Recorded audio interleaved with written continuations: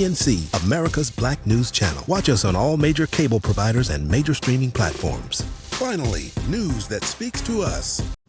Judge Jackson. Good evening, How Senator. you doing? I'm good. It's been a Thank long you. day. It has. And thank you for spending it with me. I understand it's your birthday. Yes, so I'll cut to the chase on my first question. What, now, and look, I've been reading up a lot about you since the nomination. I've studied your record. We've had an opportunity to meet in my office, spent some time there, and I've been listening pretty closely to today's hearings. And my first question may be the highest stakes. What would you say to a member of this committee who is sitting here like you for about 12 hours now on his or her birthday?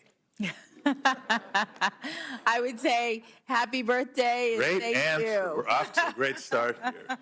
I actually only asked that question half jokingly because I was moved by your opening statement yesterday as well, especially moved by my colleague, Reverend Booker here, a little while ago when he uplifted your commentary about the struggle you clearly feel and that I share about being a working parent. And I couldn't help but think to myself how I've had to grow, and Angela and I remind each other of this pretty regularly, try to give good advice to our children. We're trying to raise 3 gentlemen, not trying to raise 3 boys, we're trying to raise 3 gentlemen. And it's not always perfect, but we give them the advice of just, try your best to be your best, right? We're not expecting perfection. And sometimes parents need to remind themselves of that too. Can't expect perfection. We just got to try our best to be our best. It's also, dawned on me that we've been here for more than 12 hours, and there's a very fundamental question that hasn't been asked. You've given thoughtful answers throughout the day, but fundamentally what this hearing is today, it's a job interview. It's a very public and very thorough job interview, as it should be.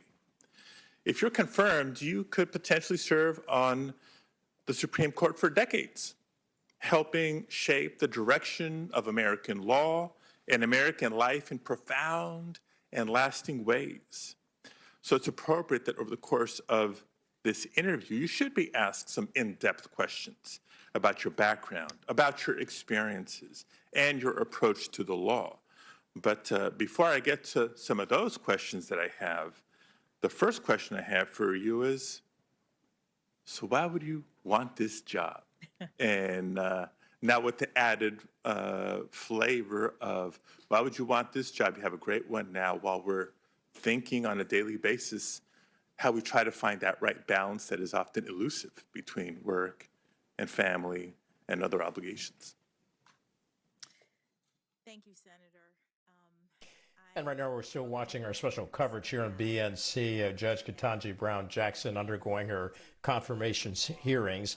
We're going to take a slight break. She's answering questions about to from Senator Alex Padilla of California. When we return, we'll continue with our coverage. Back in just a moment. And welcome back to our special coverage of day 2 of Judge Ketanji Brown Jackson's Senate confirmation hearing here on BNC. I should explain to you that Senator Alex Padilla of California is asking questions right now as he celebrates his birthday. One of the questions he posed was, what do you want in this job? And the judge went on to state that she wants to serve in public service, and becoming a Supreme Court justice would be the capstone of that public service. Let's listen now as she responds to Alex Padilla, the senator from California. Have and keep an open mind when you are considering cases. Judges, unlike policymakers, are not supposed to be forming opinions in, as my mother would say, in the ether, right? Judges are supposed to be waiting until a dispute is presented that they can hear in the context of the case, and then with an open mind, receiving the arguments that are made in the context of that case, applying the law, and making a decision. The concern is that if you are engaged in a public forum like this, and you start talking about issues that are being litigated in the courts, the concern is that it will erode public confidence in your ability to be open-minded, hear and consider only the facts and circumstances in the cases that are presented.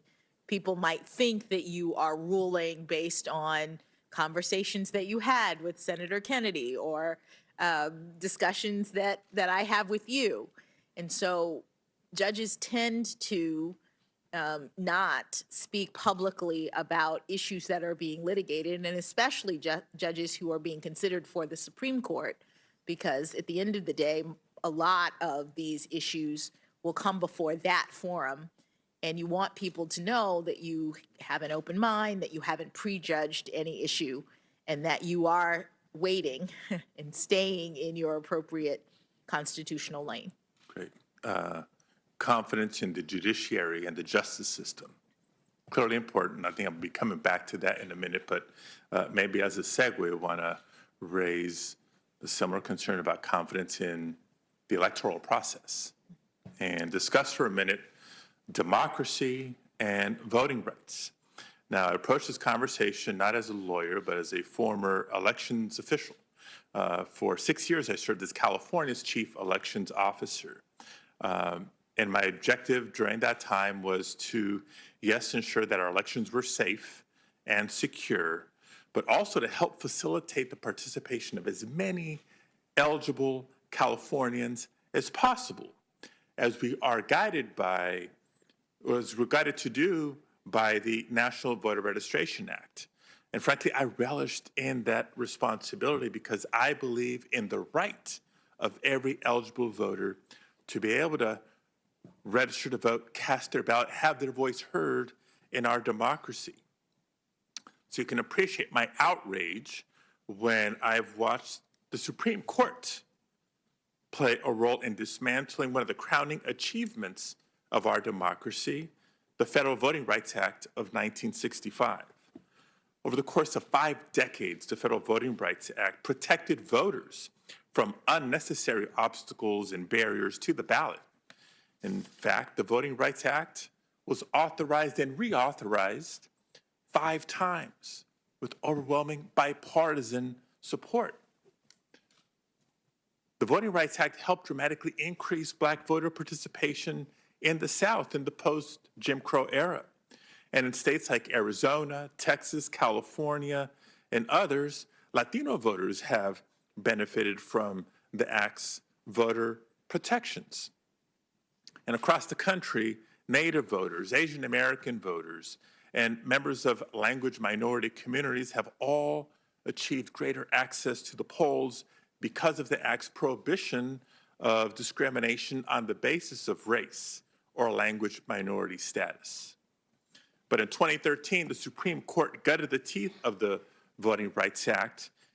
In Shelby County versus Holder, the court struck down the pre-clearance provisions that had required states with a known history of voter disenfranchisement to prove that any changes to their voting laws wouldn't harm voters. And last year, the Supreme Court drastically restricted the reach of Section 2, which prohibits discrimination in voting on the basis of race. Now, I find it hard to see the outcome of any of this as anything but counter to the spirit of the movement that led to the Voting Rights Act. Not on any specific case, but I know earlier in this hearing, you've acknowledged that the Supreme Court's precedence that the right to vote is fundamental and must be protected has been acknowledged. So can you just share for a couple of minutes what you believe the role or responsibility of the Supreme Court might be in protecting this fundamental right to vote and, by extension, our democracy? Thank you, Senator.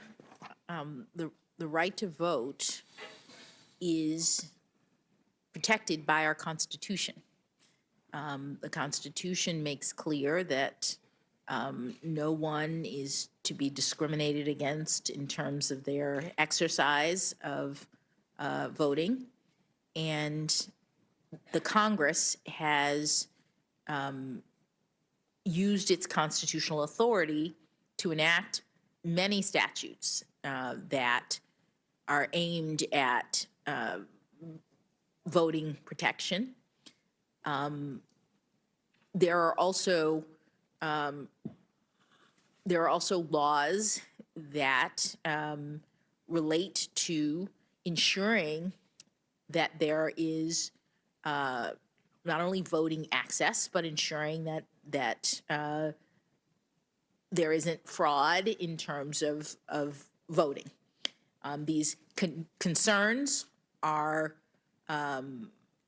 embodied by various laws and provisions, and there are disputes at times over the concerns and the balances that are being made across the country relating to the exercise of voting. And those disputes come to court and then eventually to the Supreme Court that interprets the laws that pertain to the fundamental right to vote, which, as you say, the Supreme Court has acknowledged is a fundamental right.